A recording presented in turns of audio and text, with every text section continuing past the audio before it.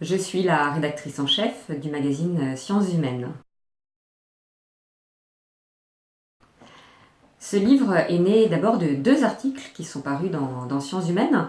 Le premier est paru l'hiver 2016-2017, donc avant que Jean-Michel Blanquer ne soit nommé rue de Grenelle.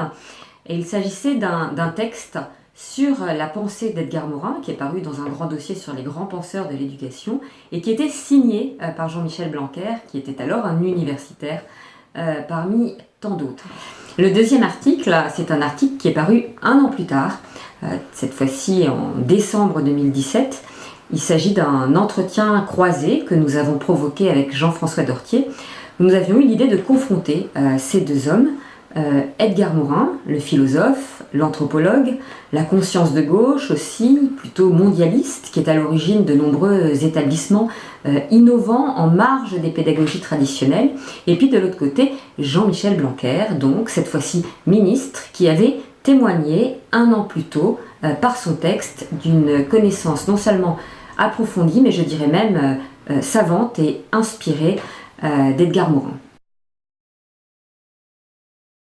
Cet entretien croisé nous avait montré que les deux hommes avaient une pensée réellement articulée sur ces problématiques éducatives, avec à la fois des points de convergence et des points de divergence qu'il était intéressant d'interroger de manière plus approfondie.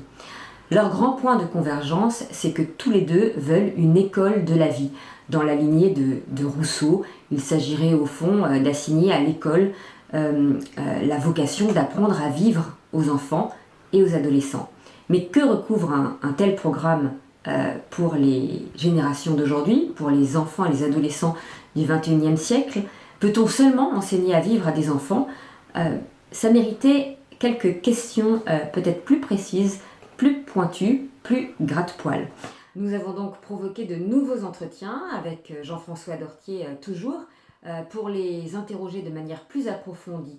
Quelles sont les valeurs, les références intellectuelles, les expérimentations qui les inspirent? Quelles sont les définitions au juste qu'ils mettent derrière des grands mots comme égalité, liberté ou encore confiance?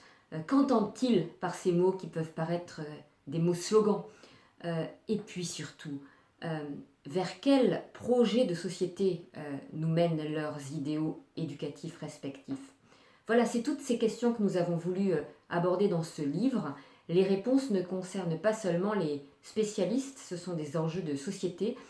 Et c'est là, je crois, qu'est notre rôle à Sciences Humaines pour répondre à votre question. C'est toujours celui d'informer, de nourrir le débat, et un débat qui doit toujours être éclairé et contradictoire.